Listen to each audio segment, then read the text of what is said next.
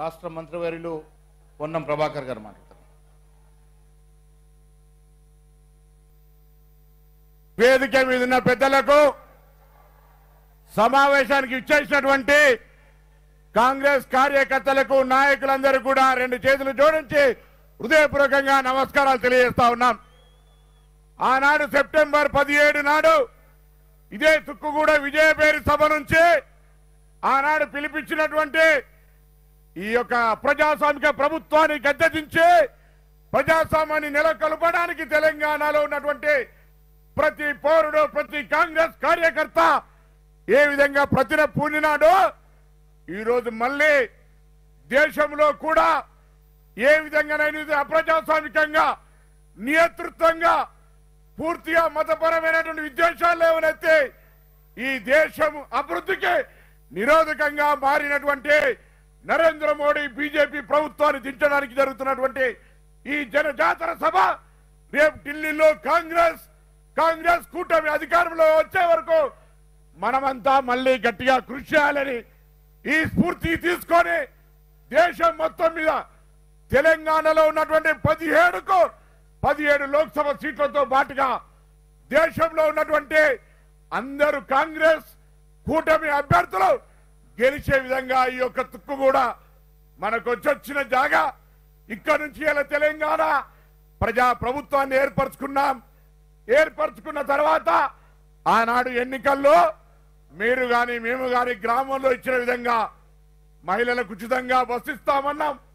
48 గంటల బస్సు ఇచ్చినాం. 500కి సిలిండర్ అన్నాం. 500కి సిలిండర్ ఇచ్చినాం. 200 యూనిట్ల ఉచిత విద్యుత్ ఫ్రీ అన్నాం, ఇచ్చినాం. 10 లక్షల ఆరోగ్యశ్రీ అన్నాం. అదేవిధంగా ఇందిరమ్మ ఇండ్లు ఇవ్వబోతా ఉన్నాం. నూతన రేషన్ కార్డులు ఇవ్వబోతా ఉన్నాం. మిగతా గ్యారెంటీలు, మహాలక్ష్మి గ్యారెంటీలు అన్ని కూడా ఎన్నికలు కాగానే ఒక్కొక్కటిగా అమలు చేస్తాం.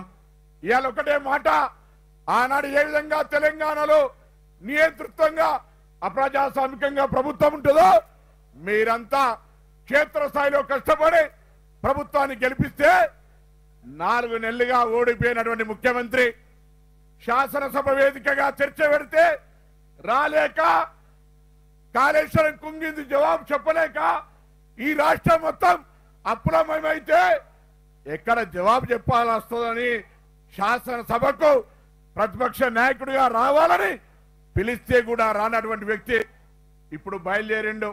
నిన్న సిరిసిల్లకు వచ్చిండు. సిరిసిల్లలో మాట్లాడుతూ ఉన్నాడు. ఈ వేదిక ద్వారా అడుగుతా ఉన్నా, మేము ఆనాడు ఏదైనా ప్రజా సమస్యను తీసుకొని ప్రజల దగ్గరకు పోతే గృహ నిర్బంధం పేరింది అరెస్ట్ చేస్తుంటివి. కానీ ఇలా మా ప్రజా పాలన ప్రభుత్వం స్వేచ్ఛగా నీకు తిరిగే అవకాశం ఇస్తోంది. కానీ ఒళ్ళు నోరు దగ్గర పెట్టుకోవాల్సిన అవసరం ఉంది. మాట భాష 10 సంవత్సరాలు ముఖ్యమంత్రిగా చేసిన వ్యక్తి ఏ విధంగా మాట్లాడాలో నీకు తెలియకపోతే 80,000 పుస్తకాలు చదివినానే నీవు ఒక్కసారి నీ జ్ఞానాన్ని మరొక్కసారి ప్రజలు చేసుకో. అదేం లేకుండా ఇట్లనే మాట్లాడితే రాబోయే కాలంలో ఇదే నియంతృత్వానికి వ్యతిరేకంగా కొట్టాడిన ప్రజలు నీ మాటలకు అణిగి మనకి ఉండరనే మాట ఈ సందర్భంగా మనం చేస్తాను. అందుకే దయచేసి ఇక్కడికి వచ్చిన ప్రతి కార్యకర్త, తెలంగాణ నుంచి 30,000 బూతుల పైగా ఉన్నారు ప్రతి కార్యకర్త మళ్ళీ మే 13 నాడు జరిగే ఎన్నికల్లో 17 మంది కాంగ్రెస్ పార్టీ అభ్యర్థులు గెలుపు. ఎందుకంటే ఈరోజు రాష్ట్రంలో ఉన్నటువంటి కాంగ్రెస్ ప్రభుత్వం, రేవంత్ రెడ్డి గారి నాయకత్వంలో కాంగ్రెస్ పార్టీ ఉన్నటువంటి ప్రభుత్వంలో ప్రజలకు ఇచ్చిన అన్ని అమలు జరగాలంటే మనకు ఈ తెలంగాణ నుంచి కాంగ్రెస్ పార్లమెంట్ సభ్యులు గెలిచినట్టయితే కేంద్రం నుంచి కూడా మన యొక్క ప్రాంత అభివృద్ధికి నిధులు తీసుకొచ్చే అవకాశం ఉంది.